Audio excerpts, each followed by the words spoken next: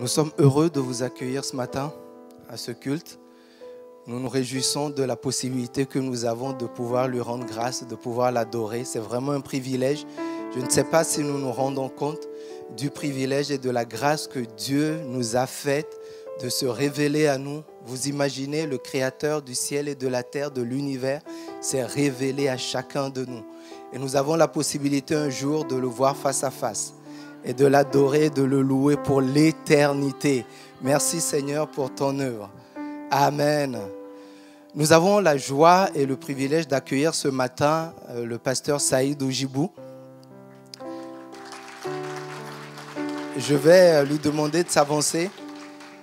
Je ne vais pas le présenter parce que soit je ne serai pas assez exhaustif, soit je serai trop long. Donc je vais lui laisser la place pour qu'il se présente lui-même. Sois le bienvenu. Voilà, bonjour à toutes et à tous, salam alaikum, très heureux d'être avec vous ce matin. Bonjour. L'impression que vous êtes sous morphine ou diabétique, ça fait plaisir. J'ai eu la joie ce matin de rencontrer le pasteur Marc Philippe qui est venu me saluer, carton rouge. Ça fait plaisir de le voir. Il m'a coaché, il m'a accompagné durant des années quand il était à la mission intérieure. Un homme avec une verticalité, un homme de valeur, un homme extraordinaire qui sait bien vieillir. On peut l'applaudir, s'il vous plaît, merci. Voilà, c'est la première fois que je viens ici. Inch'Allah, ça ne sera peut-être pas la dernière fois. Je suis Saïd d'origine marocaine, ne me regardez pas comme ça, ce n'est pas de ma faute. Mon épouse, elle est d'origine algérienne. Je me suis marié avec elle pour améliorer les relations. Quelle catastrophe pendant le confinement, j'ai failli la tuer 3 fois au moins. J'ai la chance d'être propriétaire aujourd'hui. Je suis propriétaire de 2 enfants. J'ai une fille qui est magnifique, qui est belle, elle a 19 ans. Elle a des longs cheveux frisés, des yeux noirs. J'ai pris des cours de boxe depuis quelque temps. La touche te mène triha comme tu n'as jamais pris de ta vie. Elle est en politique et relations internationales à Londres. J'ai mon fils qui s'appelle Fares. Lui, il a 21 ans. Il a fait Canipocan, littérature et philosophie. Puis, il y a 2 ans, il me dit « Papa, je veux faire la théologie. » Donc, il est parti à Strasbourg. Il est en 3e année aujourd'hui. Puis depuis quelque temps, il me voit, père, incessamment sous peu. Je lui ai dit, vas-y, tutoie-moi, wesh. Ça y est, l'autre, il a appris le grec, il se prend pour Watchman. Zama. Ah, comment elle rigole, elle a l'impression que... Ça va les malgaches, là, wesh, alors.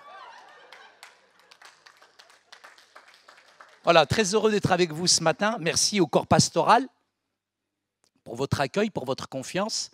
Je sais que Siam est dans votre assemblée. Je l'ai connue, elle avait 16 ans, à Mantes-la-Jolie. Quelle évolution, elle est belle la gazelle. J'espère que le pasteur, il a payé, hein, la dot au moins. Je suis là depuis hier, j'étais là le week-end dernier. J'aime cette ville. J'étais il y a quelques semaines avec tout un groupe d'évangélisation. Et à ma grande surprise, j'ai juste mis ça sur les réseaux pour évangéliser à Orléans. Et le pasteur avec lequel je collabore, qui s'appelle Syriac, il est venu avec une 15aine de personnes, mais sur la plage d'Arc, c'est ça? Il y a Jeanne d'Arc. Vous savez qu'elle est vosgienne, comme moi. Hein? Quoi? Mar 3, Mar 4, c'est quoi ça? Appelez Babeloued, comme tout le monde, frère. La place Babeloued, là. En tout cas, il y a une dame avec un cheval. Je l'ai regardé, je dis, Jeanne, au secours. Mais nous étions à peu près 80 personnes. Ça m'a vraiment, vraiment, vraiment fait plaisir de voir autant de monde venir à l'évangélisation. Hier après-midi, j'étais près du centre commercial Carrefour, c'est ça? C'était impressionnant de voir la réceptivité, la soif, surtout après confinement. C'est impressionnant comment les Orléanais, les Orléanaises, ça va, avaient vraiment faim et soif d'entendre la parole de Dieu. J'ai passé une après-midi hier extraordinaire. J'ai vu vraiment chez les Français cette soif, vraiment cette soif. Toutes les personnes qui arrivaient s'arrêtaient, on avait une super chorale et les gens étaient vraiment attentifs.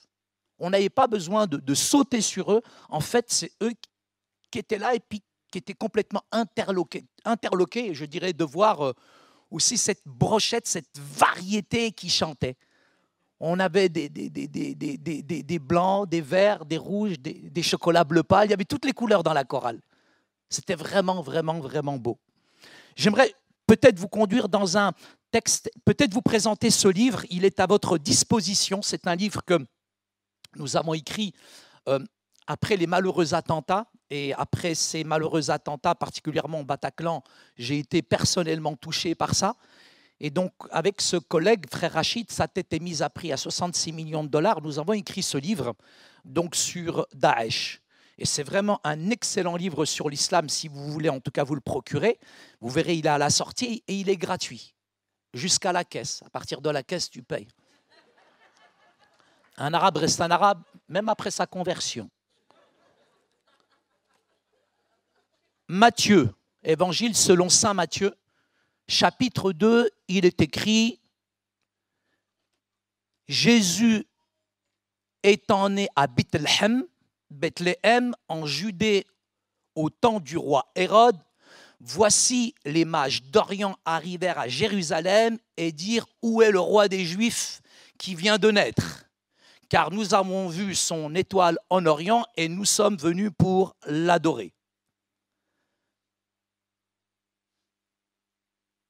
À Bethléem en Judée, un peu plus loin, verset 4, car voici ce qui est écrit par le prophète, et toi Bethléem, Bethléem signifie en arabe, en araméen, en hébreu, la maison du pain, et toi Bethléem, terre de Juda, tu n'es certes pas la moindre entre les principales villes de Juda, car de toi sortira un chef qui paîtra Israël, mon peuple. Je vais demander au pasteur Marc-Philippe de bien vouloir prier pour sa parole, si c'est possible. Merci. Merci.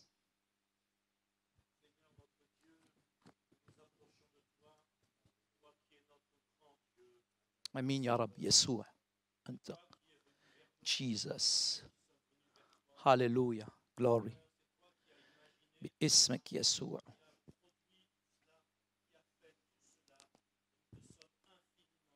Glory, Jesus.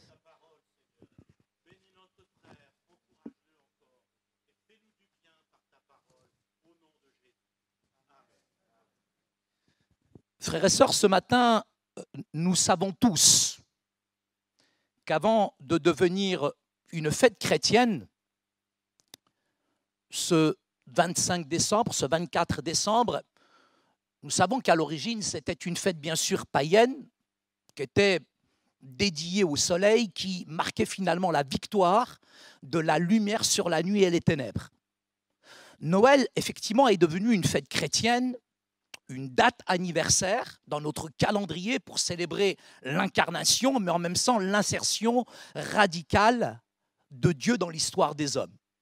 Donc le vrai sens de Noël ne peut être réduit ce matin à une simple fête entre amis, en famille, fête ou lumière. Il y a la fête des Lumières qui s'est installée aujourd'hui à Lyon, où finalement, cadeaux, dindes, bûches et embûches, marron, on en prend assez toute l'année. Tout ça fait bon ménage, nous réjouit, et réjouit particulièrement le cœur de l'homme, et fait marcher en même temps une société de consommation que nous nous sommes en quelque sorte fabriqués. Mais depuis quelques années, j'ai l'impression, face à cette laïcité qui s'apparente plus à du laïcisme, qu'on essaye d'éloigner certains éléments de Noël. Donc attention toutefois à ne pas être, même sans le vouloir, du côté de celles et ceux qui ne veulent rien avoir avec l'esprit de Noël, en dénaturant ce temps même dans les décors, sous prétexte de ne pas vouloir être animé d'un esprit religieux. Toutes les choses qui ont à faire avec le christianisme deviennent alors totalement dépouillées, nues à cause justement d'une peur immense du religieux. dans l'apparat. Tout l'apparat de Noël me fait revivre quelques instants et quelques moments. J'ai quitté le bled, j'ai quitté le Maroc, nous étions très pauvres, j'ai quitté ce bidonville et je suis arrivé dans les Vosges. Février 1972. Mais je me souviendrai de ce premier Noël où tous mes copains français, Toto, David, Arnaud, ils allaient chercher l'espèce d'arbre, là, le sapin. Mon beau sapin, roi des forêts. Et je viens d'une culture musulmane complètement différente. Ils sont en train de décorer un arbre, wesh. Après, ils sont en train de cirer les chaussures. Et t'as un imam avec la barbe blanche qui met des cadeaux, frère. Non, mais j'ai grandi avec ça. Et je me souviens que j'avais pris mes chaussures que j'avais, mon père, il les a achetées chez Coop. Je mettais un coup de latte, elle ouvrait la bouche comme ça, la pauvre basket. Mesquine. Et nous étions très pauvres. J'ai ciré mes chaussures.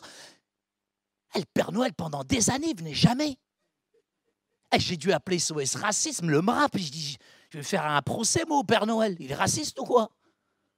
Mais je me souviendrai toujours de cette atmosphère. Je viens de l'Alsace, de la Lorraine, de cette région Est. Et il y a ce qu'on appelle aussi, on faisait la Saint-Nicolas. Mais il y avait l'autre, avec le Saint-Nicolas, il y avait on aurait dit l'imam de mon quartier, le Père Fouettard. Et il arrivait à l'école, il me fouettait, je récitais les versets coraniques par cœur, Allahu Akbar presque, pardon, il ne faut pas le dire en ce moment ça. Mais je me souviendrai toujours de cette atmosphère de Noël, de toutes les clémentines, les brioches. Mais pendant cette période-là, je sens encore des odeurs, des couleurs, des chants. Et j'ai l'impression que petit à petit, toute cette atmosphère de Noël en France, petit à petit, commence à disparaître. Mais cette période particulière me prépare à quelque chose d'extraordinaire, un message qui est toujours d'actualité. Le vrai sens de Noël est et doit rester l'événement sans précédent qui a ouvert toute grande la porte du salut pour notre humanité. Nous dit-on aujourd'hui que 52% des Français ne croient plus en Dieu. Mais il y en a encore 48 qui croient en Dieu. Et même pour les 52%, j'irai dans la rue et je leur parlerai avec force, avec amour, avec conviction. De nos jours, de plus en plus de gens, effectivement, ont grandi dans la plus complète ignorance des vérités les plus élémentaires du christianisme. Je prends souvent le train, j'engage une conversation et je suis avec un Français. Je dis, monsieur, est-ce que vous croyez en Dieu? Il me répond, je suis athée, Dieu merci.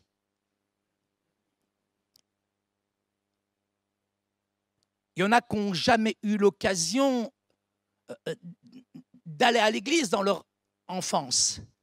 Donc, ils n'ont pas eu l'occasion de suivre une instruction religieuse. Mais aujourd'hui, nous avons besoin de leur donner et de pouvoir partager ce qu'est réellement Noël pour nous, qu'on essaye de dénaturer, de déshabiller.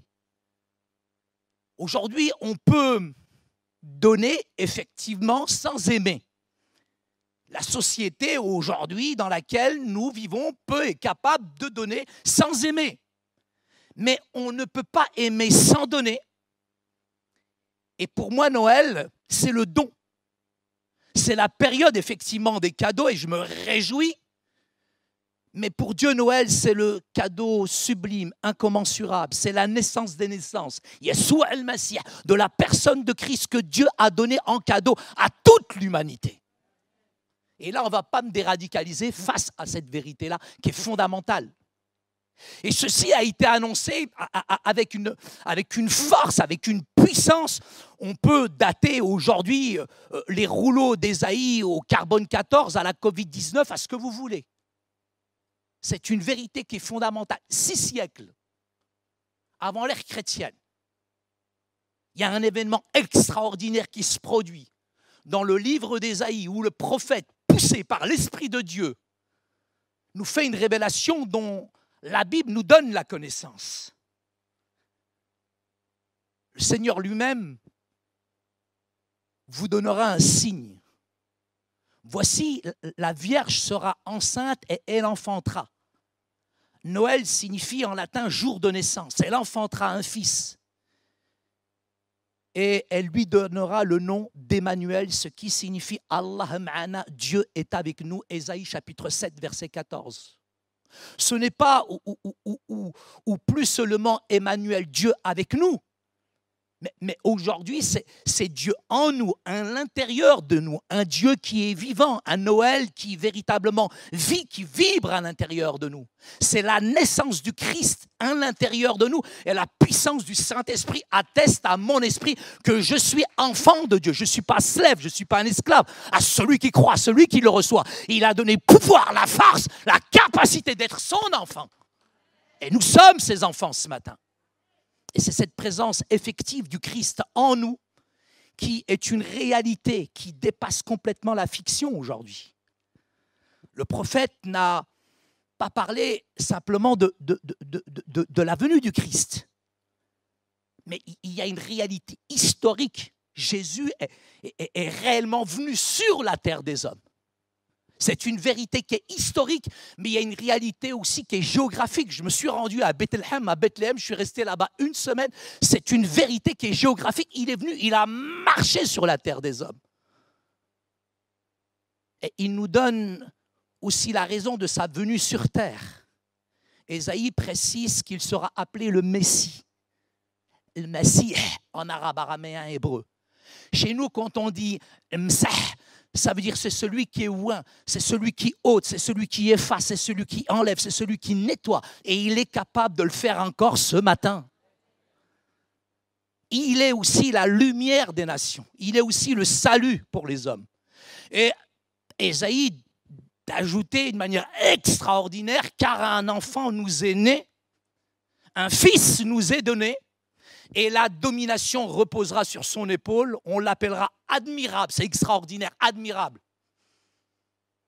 C'est conseiller, Dieu puissant, Père éternel, prince de la paix. Pendant des années, j'ai adoré un Dieu qui était inaccessible, inconnaissable, impénétrable.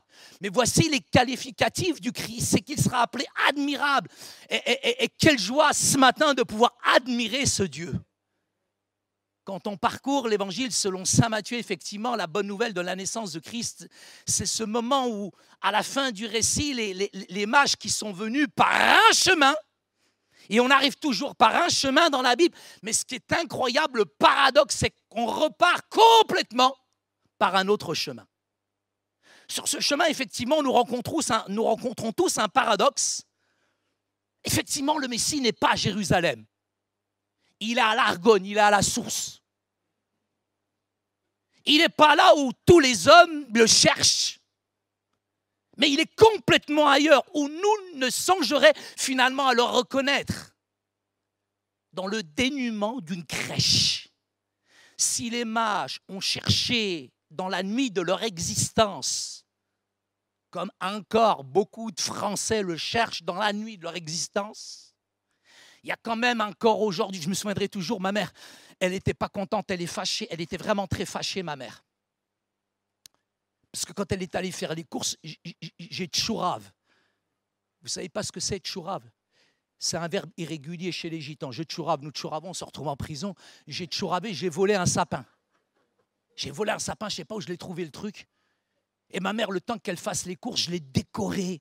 J'ai mis des guirlandes, etc. Et j'ai tout mis, il était beau. Ma mère, elle est rentrée des courses. Ah! Elle m'a craché dessus, j'ai failli me noyer, elle était fâchée. Elle a ouvert le salon tout grand, la fenêtre, elle a pris le sapin. Ma mère Rambo Ta'elblat, championne du lancer de sapin.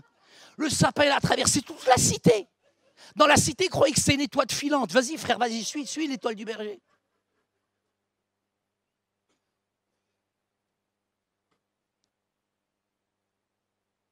En fait, on pense que les mages ont trouvé le Messie, mais ils n'ont rien trouvé du tout. Walou. C'est plutôt lui qui les a trouvés. C'est d'ailleurs ça, frères et sœurs, ce matin, sans doute tout le sens de la foi. La foi n'a rien à voir avec la croyance. On croit et on reste finalement dans nos erreurs. La foi n'a rien à voir avec la croyance. Tu peux croire et rester finalement dans tes erreurs. Et à quel point la foi, elle nous aligne. Elle nous aligne à ce que dit la puissance de la parole de Dieu. Foi et croyance n'ont rien à voir. La religion blanchit la surface, mais la puissance de l'évangile, elle transforme l'intérieur du cœur.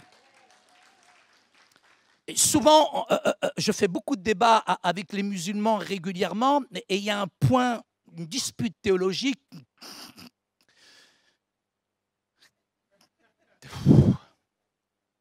Effectivement, il y a des points de convergence, il y a des points de divergence. Et souvent, nous focalisons tous, aujourd'hui, dans le dialogue interreligieux où tous les chemins mènent à Marrakech, sur les points finalement qui convergent. Jamais on parle finalement des points qui fâchent. Et mon dialogue à moi, c'est de me mettre d'accord sur les choses sur lesquelles on n'est pas d'accord. Et à partir de là, on avance. Mais un des points, je dirais, les plus difficiles dans le dialogue interreligieux, et particulièrement avec les musulmans, c'est sur la divinité de Jésus. Effectivement, on me dit, mais vous, les chrétiens, vous divinisez un homme. Mais un homme reste un homme. Mais Dieu qui est tout puissant, quand il met au service de sa puissance, son amour, c'est effectivement ce Dieu qui est tout puissant s'abaisse. Il descend.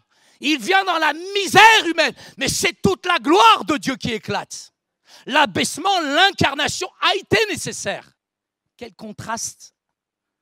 À Bethléem, le Messie, il n'est pas au Sofitel de Jérusalem, mais miskin, il est dans une mangeoire, couché autour d'animaux et de bergers. Ça me dépasse, venant d'un arrière-plan musulman, quand les chrétiens me disaient que Jésus était le Fils de Dieu. Dieu, il est inattendu dans sa façon d'aimer. Avec lui, il n'y a pas de paquet cadeau, il n'y a pas de super beau ruban, le sauveur du monde. Il quitte la gloire céleste. J'ai vu cette semaine qu'on vient de découvrir à 256 millions d'années-lumière une planète. Wow, wow, wow. Mais Jésus, il est venu où? Il a marché sur la terre des hommes. Il a marché sur la terre des hommes. Le roi de l'univers. C'est tellement dur pour moi à réaliser. Il a fallu un déconditionnement de la puissance du Saint-Esprit pour réaliser ça. Le roi de l'univers s'est dépouillé et il a pris la condition d'un serviteur. Il n'est pas venu pour se faire servir comme certains, mais pour servir, pour donner sa vie en rançon pour moi. Quel message l'évangile! Quelle puissance il y a dans l'évangile!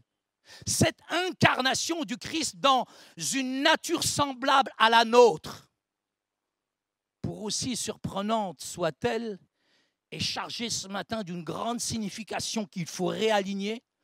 Elle manifeste tout l'intérêt de Dieu, créateur pour nous, ses créatures, mais elle témoigne en même temps de son amour et de sa rahma, de sa miséricorde pour tous les hommes, sans distinction ce matin de race, d'origine. Il est venu renverser toutes les barrières sociales et religieuses et il nous invite tous ce matin à vivre comme des enfants du Père. Notre Messie, il n'est pas éclatant, il n'est pas tapageur, il ne naît pas dans un immense palais doré de l'Élysée. Il n'y a pas d'orchestre symphonique, de trompette autour de son berceau pour annoncer sa naissance. Mais cette annonce, elle se fait sobrement, de nuit, avec les personnes les plus humbles de la société, des bergers. Qui a confiance dans le culture sémite orientale qui peut faire confiance à des bergers? Lui-même ne naît pas à l'hôtellerie à Jérusalem où il y a du bruit, de l'agitation, du commerce, de l'activité, mais il naît dans une étape, dans la tranquillité, dans le silence, dans l'humilité. C'est ce dont notre société a besoin. J'ai reçu un appel et un message assez étrange cette semaine dans mon téléphone, mon iPhone 14. Au bled, ils sont déjà sortis. Où un grand humoriste en France me laisse un message. Très, très grand humoriste, bien connu.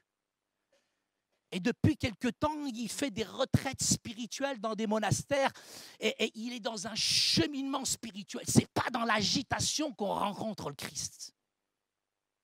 C'est dans l'humilité et le confinement m'a rendu humble. J'ai jamais mangé autant de plaques de chocolat aux noisettes de la marque Milka. Dieu m'a cassé, brisé. Je me suis retrouvé face à moi-même pendant le confinement.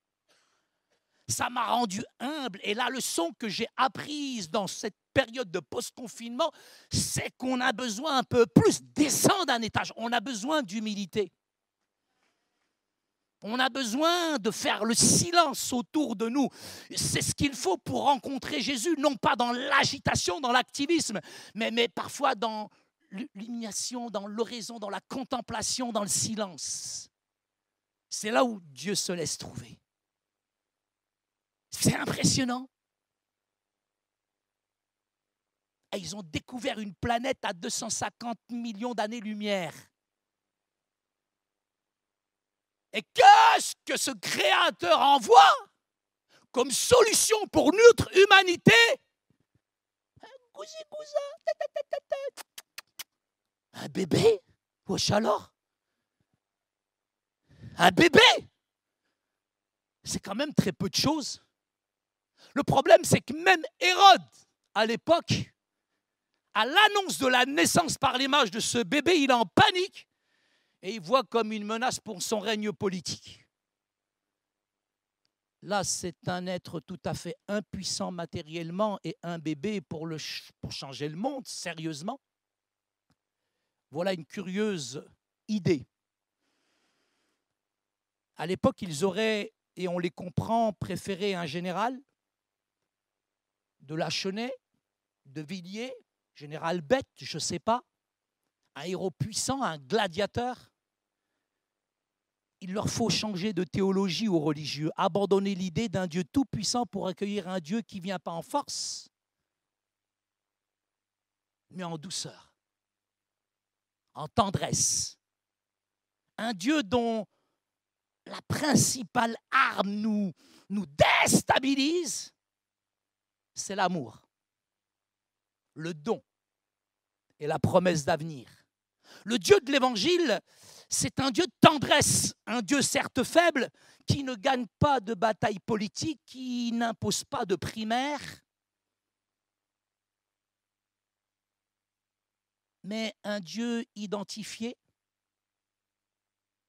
à celui qui meurt sur une croix et qui est abandonné de tous. La bonne nouvelle, ce n'est pas dans l'idée aujourd'hui que Dieu peut tout faire sur terre, mais qu'il puisse apporter ce qui manque le plus à notre société, où c'est l'hyper-individualisation et la métropolisation, où aujourd'hui on est au siècle des moyens de communication et même le téléphone arabe est tombé en panne à l'Argonne et à la source. Rigole, wesh, président Mobutu.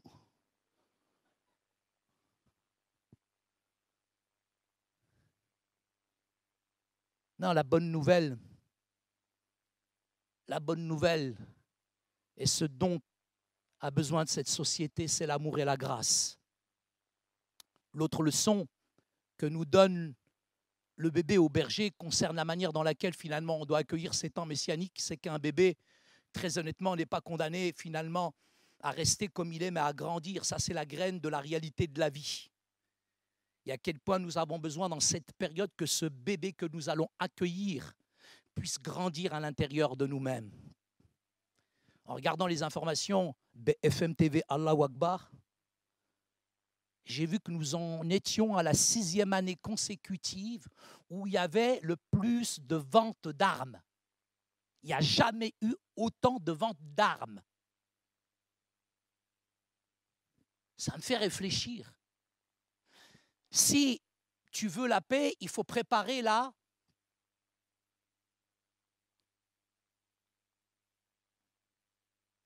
Il n'y a pas à juger aujourd'hui Dieu à partir d'un monde imparfait comme si c'était son chef-d'œuvre.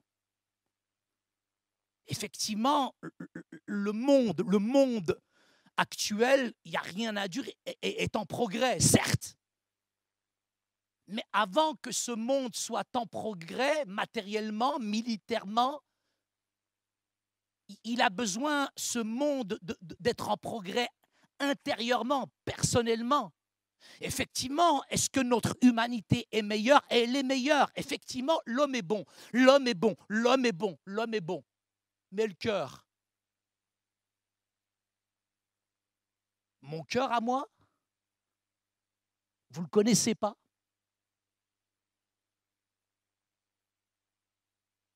Luc chapitre 17, verset 21 nous dit, le royaume de Dieu, il est au-dedans de vous.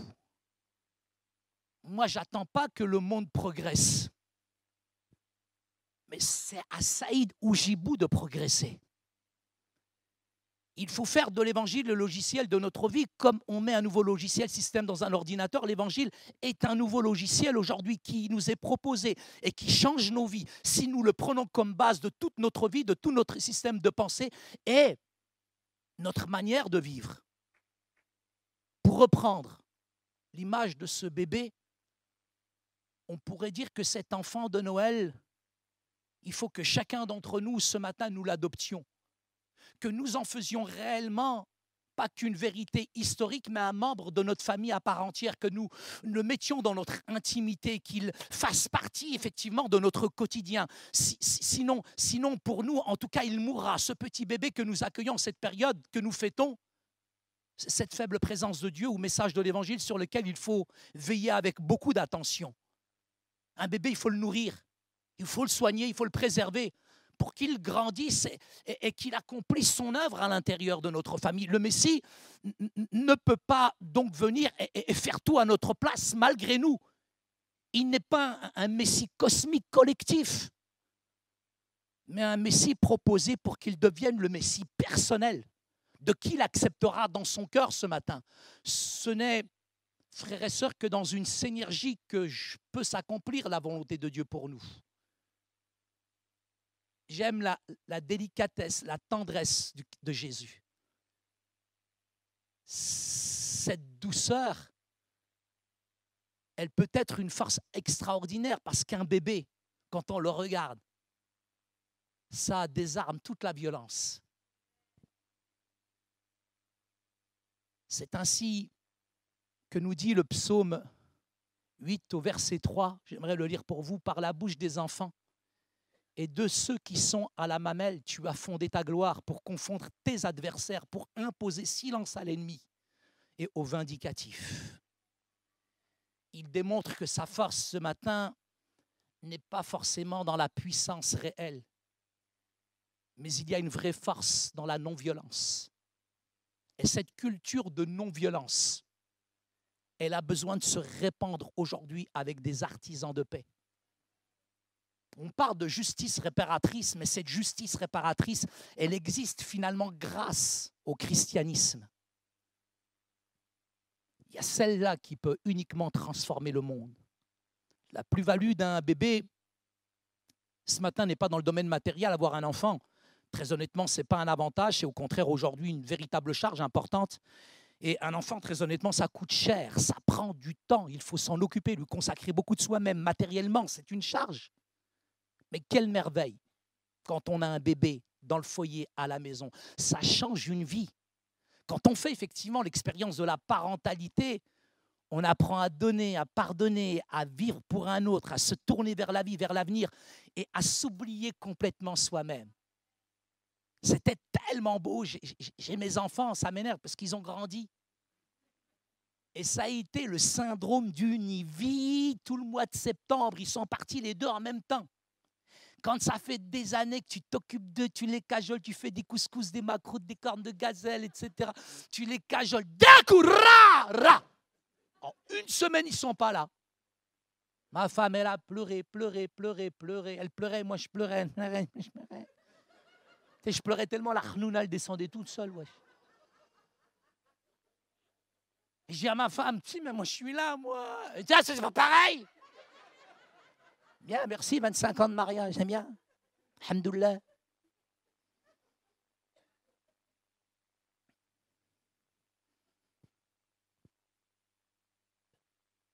L'enfant Jésus, c'est un bébé donné à tout le monde. Ça peut être l'enfant de chacun ce matin, qui est offert à Noël. Et chacun doit faire de sa foi ce matin le lieu d'accueil. Non pas d'un sauveur tout puissant, mais d'un Jésus qui sauve. Précisément parce qu'il ne donne rien de matériel, mais qu'il nous apprend à nous tourner complètement d'une autre manière. C'est de toute façon là le fond de la conviction chrétienne. C'est que ces promesses messianiques ne sont pas à comprendre d'un point de vue matériel, mais spirituel. Elles ne sont pas à attendre politiquement, mais personnellement et intérieurement. Quelle que soit la situation politique dans laquelle on va se retrouver dans quelques mois, on a besoin de se retrouver en soi-même. Il peut ce matin tous nous aider à trouver l'harmonie si nous intégrons son pardon et sa grâce. Frères et sœurs, ce matin, j'aimerais vous souhaiter pas de joyeuses fêtes, mais j'aimerais vous souhaiter un Noël qui soit béni. Ce sera un vrai Noël parce que chacune, chacun parmi vous aurait compris, du plus jeune au plus âgé ce matin, la véritable signification de cette fête. Sinon, comment pourrait-il encore être question d'un vrai Noël?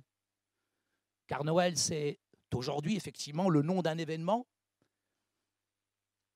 qui peut vous arriver. C'est tout le sens d'un Dieu incroyable qui déchire le ciel et qui déchire son corps, qui prend ce qu'il y a de plus cher à l'intérieur, c'est le cœur, et il l'envoie sur terre.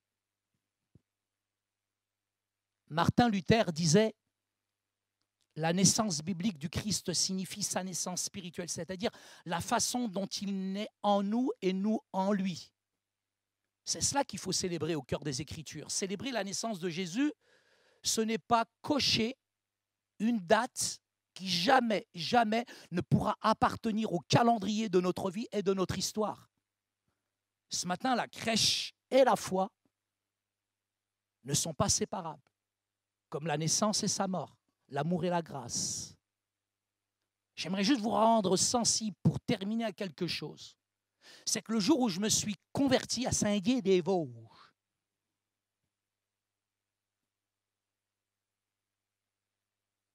le premier Noël que j'ai passé, je l'ai passé tout seul. Parce que les chrétiens n'avaient pas de sensibilité. Et ne réalisaient pas que dans l'Église, il y avait des célibataires et des gens qui étaient seuls. Les chrétiens étaient affairés, occupés à décorer leur intérieur, mais ils m'ont tous oublié. Ma famille ne fête pas Noël. Et le jour de Noël, je me suis retrouvé seul. Et rien de pire dans nos églises. Quand on pense à son ventre et qu'on n'y met pas de son cœur. Il y a beaucoup de personnes qui sont seules dans nos différentes communautés chrétiennes. Qu'on ait un peu de sensibilité le jour de Noël à laisser une petite place à ceux qui sont dans la solitude. Je me souviendrai toujours, le jour de Noël, j'ai fêté Noël avec ma bûchette, ma clairette et ma petite dindette. Mais Jésus était là. Seigneur, te remercier pour cette église, te bénir pour cette ville d'Orléans que j'aime. J'aime parce que l'Argonne-et-la-Source, c'est le paradis. J'aime cette ville parce qu'elle est chargée d'histoire. J'aime cette ville et ses habitants. Je te demande véritablement de bénir ce matin toutes ceux et celles qui sont ici et qui véritablement ont besoin de réaliser qu'est-ce que c'est que ce sens de Noël. Allah ma'ana, Dieu, tu es avec nous, tu es Dieu Emmanuel, tu n'as pas changé. Al-Ams, Al-Youm, Al-Ilabadi. Hier, aujourd'hui, éternellement, tu es le même et tu demeures le même. Et ce matin, je veux vraiment que dans ton cœur, dans ta vie, tu ne passes pas ce Noël seul. Je veux vraiment que tu alignes tes pensées à ce que dit la puissance de la parole de Dieu. Il est appelé admirable, admirable. Tu peux admirer sa bonté, sa grâce, sa gratuité. Il est le conseiller qui peut te donner les meilleurs conseils ce matin. Il est aussi le Père éternel. Il est ton Père, Abba Père. Il est le prince de la paix. Non seulement il est la paix, mais il te donne la paix ce matin. Quelle que soit la situation dans laquelle tu te trouves, quels que soient peut-être les combats, les luttes dans lesquelles tu es, ce matin, j'invoque vraiment, je le déclare au nom de Jésus, que ce Noël soit véritablement différent pour toi. Je t'ai frappé hier quand j'ai rencontré ce monsieur SDF. Il m'a dit, j'aime pas Noël. Et quand il a dit, j'aime pas Noël, j'ai compris que dans son cœur, dans sa mémoire, ça traversait des souvenirs tellement douloureux. Et je lui ai dit, je sais ce que tu ressens. Il y a l'évangélisation, mais il y a l'évangélisation prophétique où tu scannes la personne. Et tu vois ce qu'il y a à l'intérieur. Et là, tu déclares.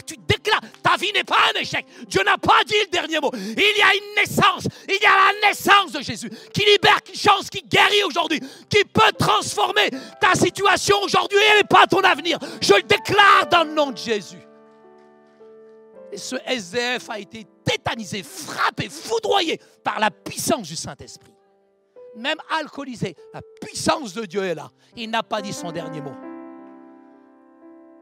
Seigneur, nous te bénissons ce matin, nous te rendons grâce. Je n'ai pas l'habitude de faire un appel, je ne fais pas un concours de mains levées, de pieds. Ça ne m'intéresse pas. Et si ce message t'a parlé comme il m'a parlé en le préparant, bien accueillir Jésus ce matin.